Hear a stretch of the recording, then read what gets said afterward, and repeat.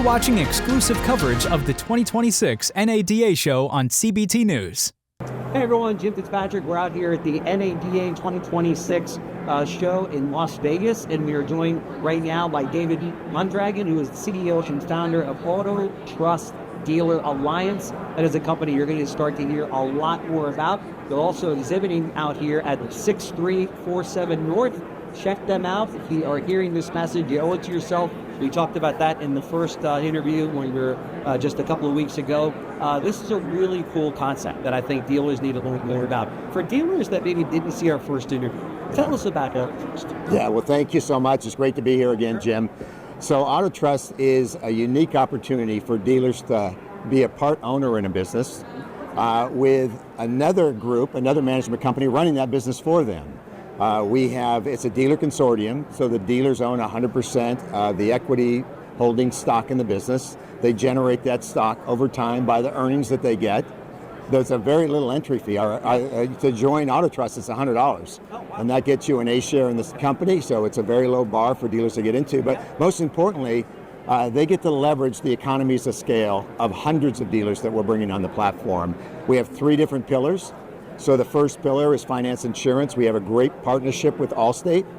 The second pillar is financial services.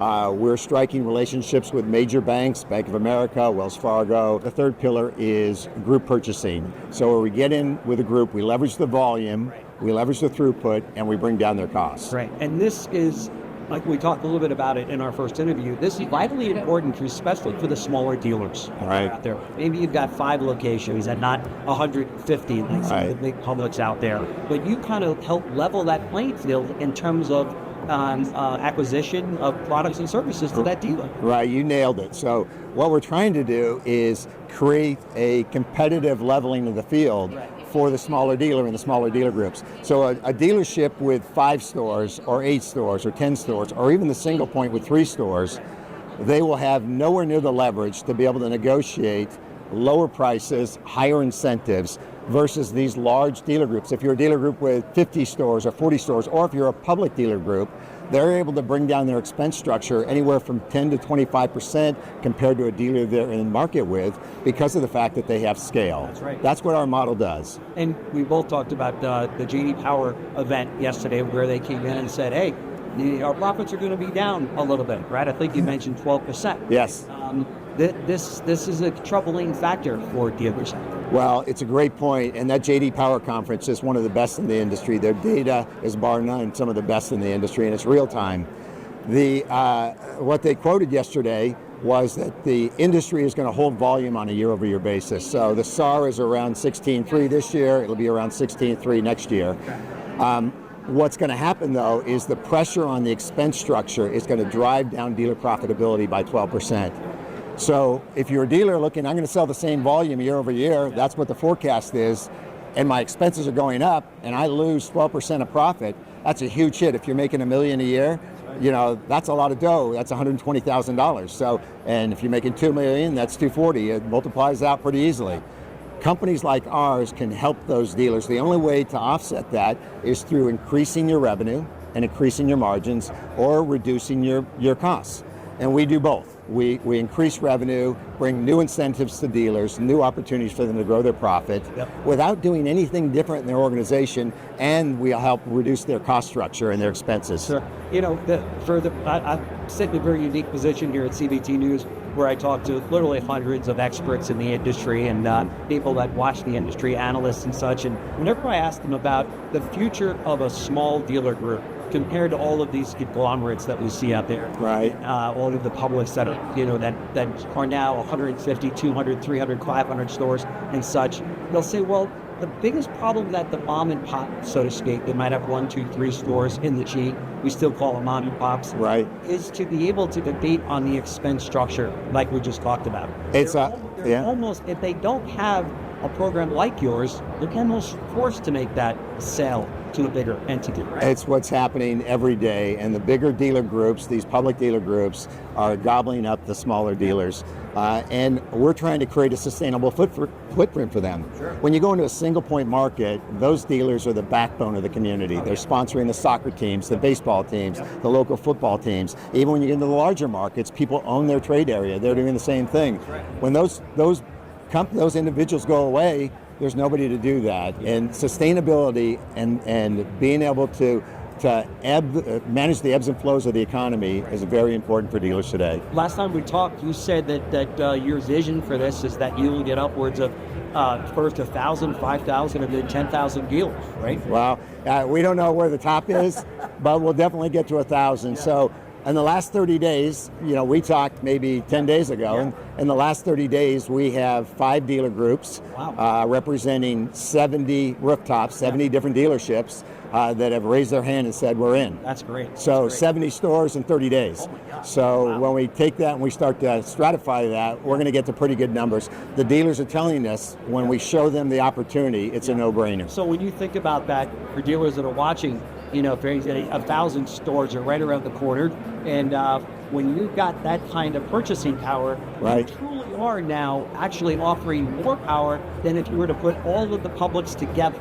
100%, 100%. And we spoke last time about some of our investors. Yeah. So some of the people that invested are the past CFO of Costco, past CEO of Home Depot, the past CEO of Borders Books, and one of the largest investment bankers in the West Coast, Steve Lebo. So we have an incredible advisory group and backers, but they decided to participate in this because A, they love auto, B, they saw the need in the gap, and C, it matches their model where they get economies and scale efficiencies, they pass those savings on to their customers, and they create better value. That's exactly what we're doing as a company. So talking about how AutoTrust technology and training programs kind of integrate with a dealer's existing DMS and operations free disruption. Right, it's a great question. We don't disrupt anything. We don't come in guns a-blazing. We don't try to change anything in the operation to start. They're doing F&I right now. If they come in and we transition them to the Allstate platform, there's really not a lot for them to do. We're going to teach them we're going to bring marketing materials. We're going to change the programming on their system to be able to sell the Allstate. The products that are sold at retail and F&I are fairly ubiquitous. There's not a lot of difference between the brands, but we're going to offer lower prices and pass on those savings to the dealers, and that's the big thing. But again, we're not trying to reinvent the wheel. If they're making $2,000 a copy in F&I today, they're going to make that plus the incremental revenue they'll get from us from lower costs. When we get into the lender programs, same deal. If they're going through our lenders, they're going to just basically program to go to the banks that we prefer. It's their choice. We don't force anyone to send anything that they don't want to send, but if they do, they'll get incremental incentives, and group purchasing will work in the same fashion. So then when you get into 6 stops, in terms of all of the equipment and all of the materials that we buy as dealers from the stops department, that really gets fun. Well, it gets into everything. I mean, we can buy. When you have 1,000 dealers on your platform, and you look at how many dealers need to buy a car wash, they need to buy tires, they need to buy brakes, they need to buy computer systems, software that's provided. If you look at the average dealer, they have 20 or 30 different software providers. We're going to be able to go and cull that list down and negotiate on their behalf to lower their prices. I'd imagine at some point, well, probably now, you're already getting vendors, companies lining up. Pick me. Yes. Right? Because you're going to have this enormous purchasing power. Yes. Not only vendors, we're meeting with brokers. We just met with performance brokers. I've talked to Kerrigan. And if you're thinking about selling your dealership in a year or two, you would come on our platform because we can improve your margin and your profitability. If we can add $300,000, $400,000, $500,000 to your bottom line, what will that yield if you're looking to sell a store in a year or two? Because you're going to get the multiple, right? And it's a win-win-win because the dealers win, the brokerage companies win, and then obviously our partners win. The marketplace wins. $500,000 savings could yield you $3 million easily. Time to sell. That's only a 6 times multiple. That's right. Yeah. That's right. We know how hot that market is right now. Looking ahead, how does AutoTrust prepare dealers for the industry disruptions that are coming? It's a great question. So I'm going to go back to our foundation. So AutoTrust Dealer Alliance is dealer-owned. The chairman is a dealer. We have advisory committees with dealers. And we'll set up multiple advisory committees as we go forward.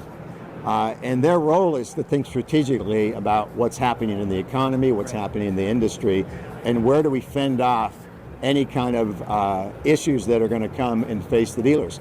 We also, our company brings in our partners. We'll bring in the lenders, the big banks. We'll bring in some of the other third-party companies that we do business with, and they'll sit at the table with our dealers as well, and they'll bring in their strategists, they'll bring in their people, their economists. Yeah. We're going to talk to our dealers and have a business discussion about what are the issues that we face as we go forward, and then how do we tackle those as a group. Again, we work for the dealers, so I work for the dealers. We support their business. They get 100% of the equity, they get quarterly profit distributions, and it's all incremental to what they make today. Like the dealer having their own procurement department and saving, right? It is. Without having to take on the expense of a procurement department. Well, we only win on this. And so the dealers have asked us, let's get into garage liability. We're meeting with Marsh McClellan. Let's get into medical. Let's get into pharmaceuticals. Yeah. You're 100% right. Yeah. Basically, anything a dealer consumes, we can consume at scale at a lower price. And that's where our partners come in. When we leverage our relationship with, past leaders at Home Depot, past leaders at Costco, and we bring in people from purchasing in those groups, they get it, and they're going to pass on those savings to the dealers, and the dealers are really going to reap the benefits. And the early adopters for our business are going to be generating shares and ownership in this business that will have significant value down the road. So good. That's fantastic. It really is. For dealers that are out there listening to us, whether you have 5 dealerships in your group, you have 20 dealerships in your group, maybe you've got 100. Try these guys on. I mean, this is kind of a no-brainer in the industry. It would seem to me it's $100 to get involved. $100. Now's the time to get involved. It'll just be a ground floor. You've got a dealer that's the chairman of the company. They know what it's going to take to get the necessary purchasing power that goes to work for your dealership. So David Mondragon, CEO and founder of AutoTrust Dealer Alliance. It's a company, or an organization, I should say, you're going to start to hear a lot more about. So thank you so much. Awesome. Thank you, Jim. Thanks for watching our exclusive coverage of the 2026 NADA show on CBT News.